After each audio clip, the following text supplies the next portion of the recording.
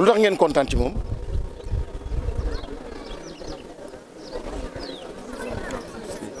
daf leen defal jardin n'est-ce pas daf leen defal jardin kontaan ngeen et puis seen école bi dafa rafet ah monsieur le maire taxaw ci bu baax a baax kontaan ngeen ci seen directrice madame Diallo bëgg ngeen ko trop waa tàccu leen ko nag yéen tamit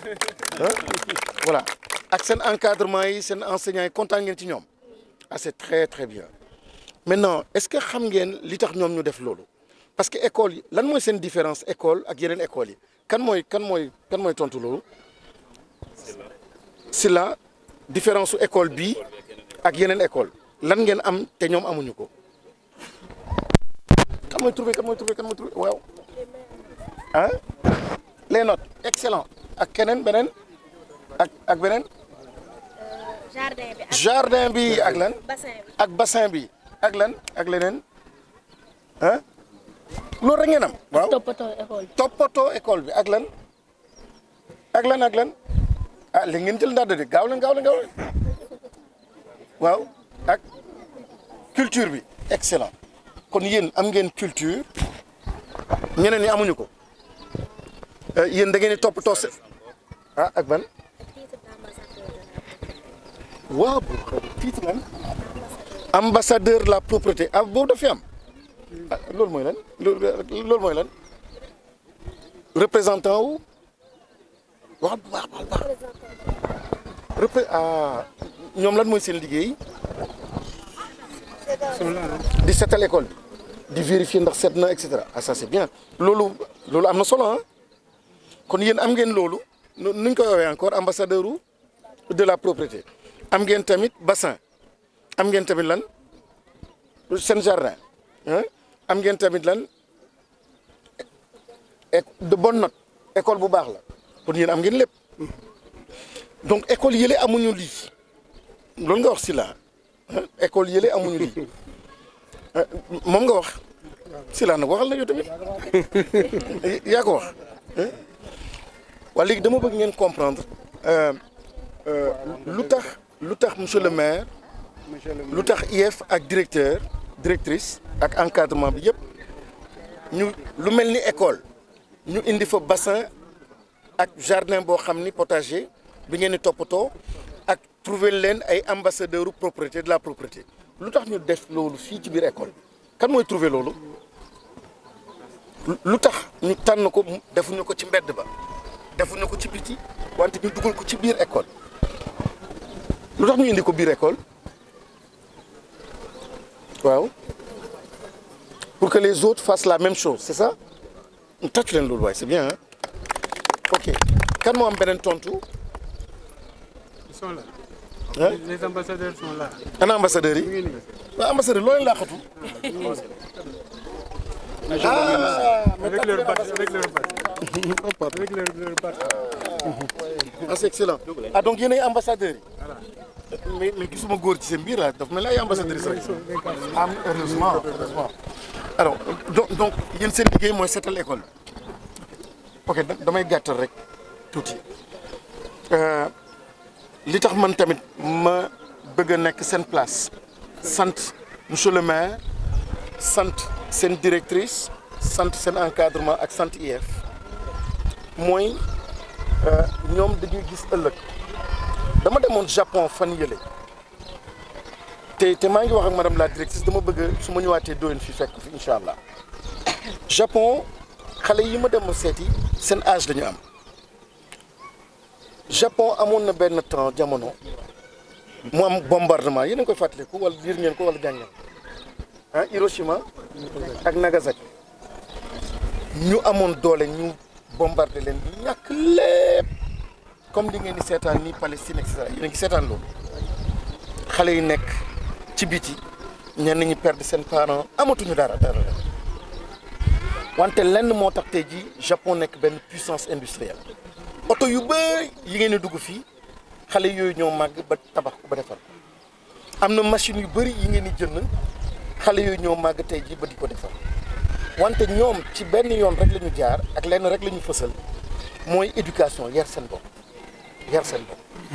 alors bu ma fa demee dama waaru man dama foog ne woon dañ may woon ñoo xam ne ay grand lañu ay paa lañu ay borom alal ay borom et cetera mais xale yi lañ ma woon bi ma demee seen école mu coïncider ak heure pause maanaam ñu war a dem añ mais xale yi ñoom ñoo doon togg xale yi ñoo doon yekk à tour de rôle donc tomate bi ngeen di def nii ak salade bi xam naa du yàgg su ma fi dellu si waatee am na ci yéen ñoo xam ne dinañu jàng tuuti nañu naka la ñuy defaree salade togg tuuti ceebu jën et cetera ba pare teg ko fii non non mais c'est vrai su ñu amee temps moo woon leen image yi dañu toog et puis ku nekk ñu solal leen seen pas blouse là mais tablier ñu solal leen tablier yi donc à tour de rôle xale yi di romb ak seen i professeur xale yi ñoom ñoo leen di servir seen assiette ñu dem toog mu am discipline ma toog bëgg ñibbi gis xale yi ne ah désolé dañu la war a tàggu parce que comme lii laa doon def foofu wax ju bëri ñoom ñu ne monsieur le ministre da nga bëri wax ma ne foo leen di dem ñu ne ma sunu heure nettoyer dafa jot ku nekk dem jël bale di nettoyer ma fekk fa benn xale bu tuuti ma ne ko mais fii am na ay nit ñoo xam ne dañ leen jël pour ñu nettoyer ñu ne non dañ ko bëgg defal suñu bopp donc ñoom ñooy nettoyer seen bopp ñoom ñooy defar salle bi seen bopp école bi elle est tellement propre xale yi ñoo koy defal seen bopp de 3 ans jëm kaw xale yi ñoo koy defal seen bopp li tax nag monsieur le maire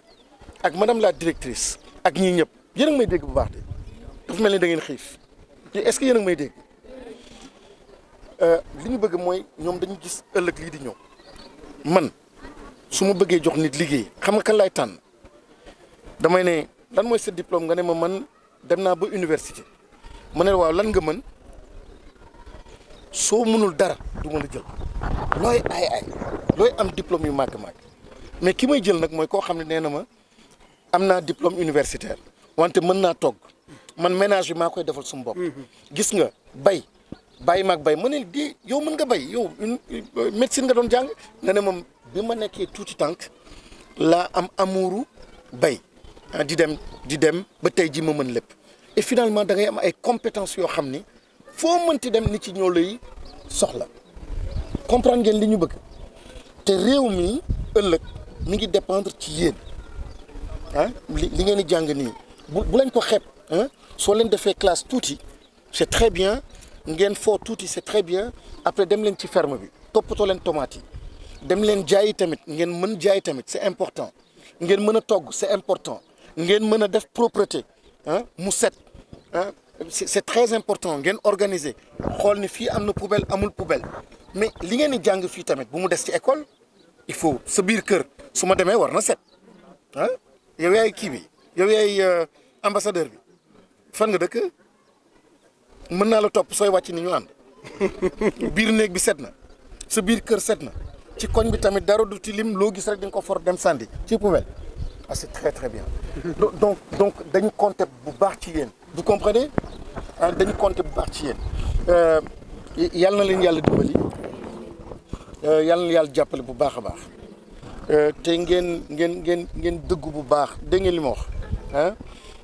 dëggu bu baax ku commencé am passion rek yàlla dimbali la te bu leen xeeb passion am na koo xam ni li mu bëgg mooy tomate ak bay su ko bëggee rek mu toppatoo ko yàlla da ko ci dimbali su dee da nga bëgg lu set même su dee yaa ngi jàng beneen jàng su yàggee da ngay am benn industrie boo xam ni ci domaine boobu lay nekk koo xam ne dafa bëgg a couture su wàccee na dem jox boppam tuuti temps di ñëw parce que dafa bëgg ñëw ku bëgg mode soo jàngee demal tamit ci mode tuuti ngay lire dem ci Google ci internet ngay dolli renforcer ses compétences mais lépp baax te lépp jamono ji ngeen ko war a jàng moment bii ngeen ko war a jàng te am ngeen chance nag am ngeen maire am ngeen directrice am ngeen encadrement ak IEF boo xam ni ñëpp a ngi leen di jàppale kon dem naa wax ji bëri na bu leen ma xas nag de. Je tiens à remercier monsieur le ministre monsieur Guirassy d'avoir fait ce déplacement-là,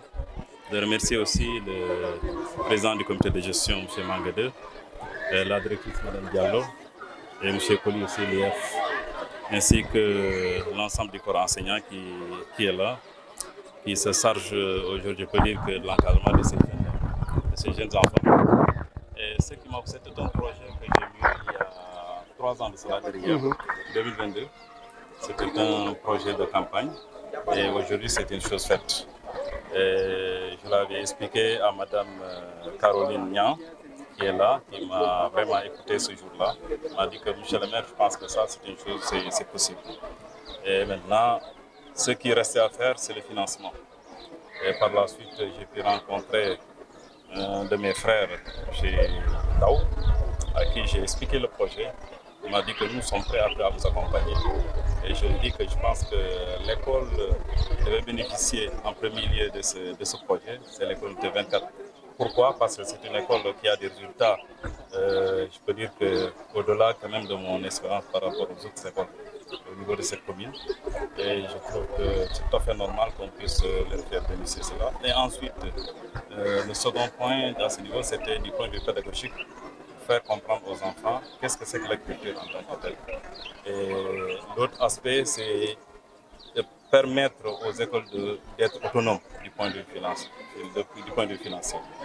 Et là, à ce niveau, il reste la formation de ces enfants-là, leur permettre de comprendre comment on entretient tous ces potagers-là et aussi le bassin piscicole, comment ça se passe.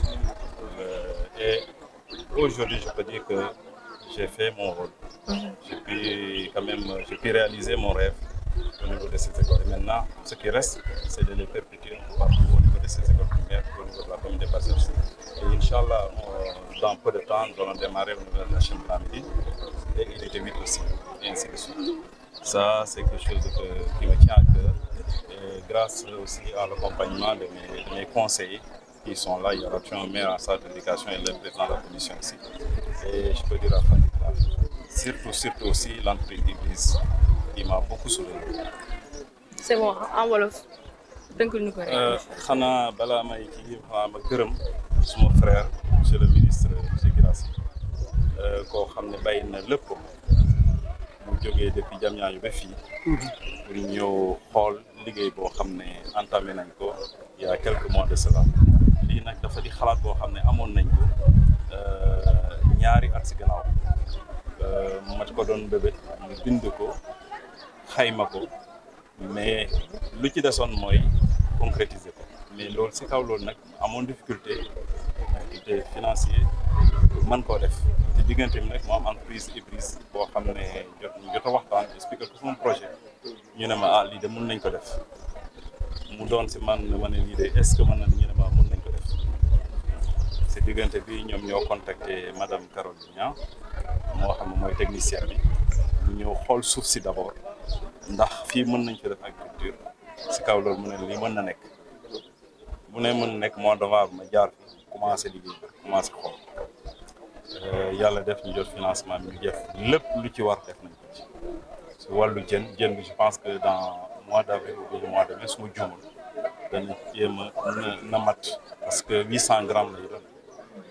ak 800 grammes lañ meññeen bi tamit muy tomate bi muy salade bi muy oignon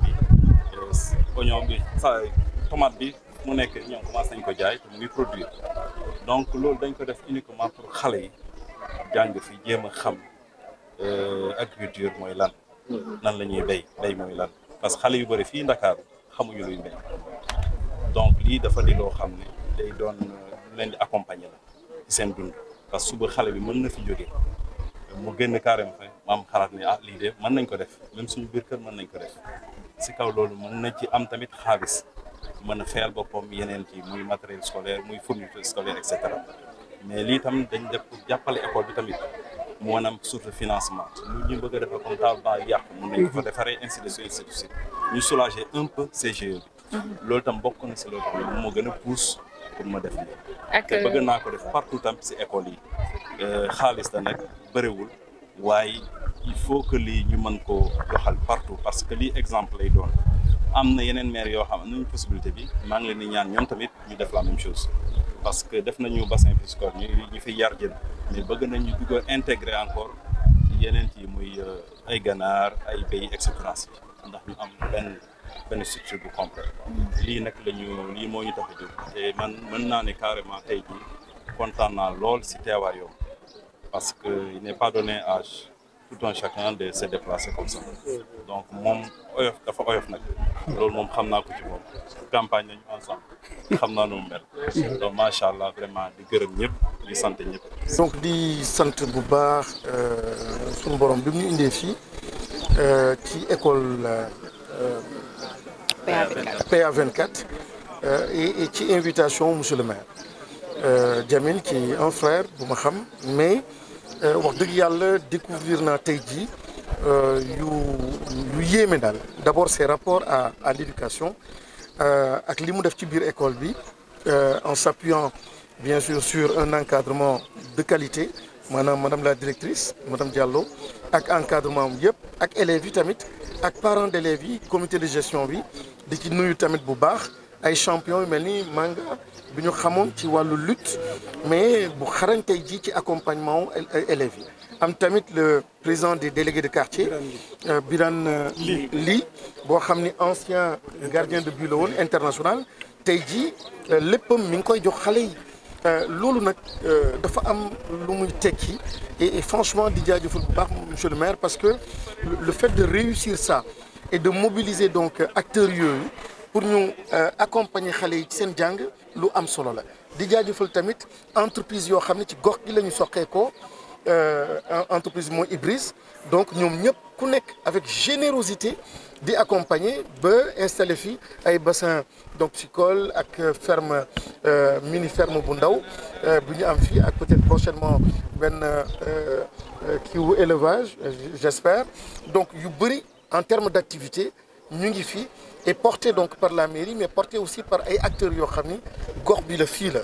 mais benn message la ñuy lancé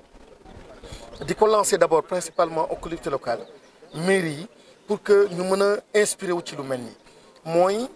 ñu def ci seen engagement def ci seen doole du koom-koom bu bëri du budget bu bëri mais attention la rek quoi attention nga jëmale ko ci xale yi dugg ci biir école yi pour ñu nekk ci environnement boo xam ne am na solo nga aussi mettre en avant sa casquette maire pour mën a mobiliser les acteurs yoo xam ni ñu ngi ci sa gox am na ay entreprises yoo xam ne lii rek la ñu bëgg mais kenn oowu leen ci wala kenn organisé wu leen am na ay artistes gis nañ fi ay artistes yoo xam ne ñoom ñoo peindre fii ay œuvres yoo xam ne macha allah yooyu yëpp ñu ngi ci gox yi donc maire bu nekk rek soo organisé wu mën nga mobiliser ay acteurs yoo xam ne mën nañu changer le visage donc de l'école moom la maire bi def bien sûr def ci tamit ay ressources am di ko ci jaajëfal bu baax a baax di wax nag ni au niveau central ñun am na ay instructions yu leer yu ñu am ba tax na am na benn programme bi ñu ooyee NITE nouvelle initiative pour la transformation humaniste de l'école loolu ñoo ngi ci bu baax a baax li tax nag ñu koy jiital moom mooy question valeurs yi ñoom ñoo war a transformer valeurs yi ñoom ñooy soppi xaru kanamu Sénégal valeur moom mooy tax ñu mën a am transformation bi ñuy bëgg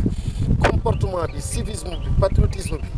honnêteté générosité yooyu yëpp du compétence technique ce n'est pas scolaire loolu éducation la loolu nag moom xam ni dafa am solo te loolu moom moo mën a changer mbir kon nag ku nekk nañ ci gaawantu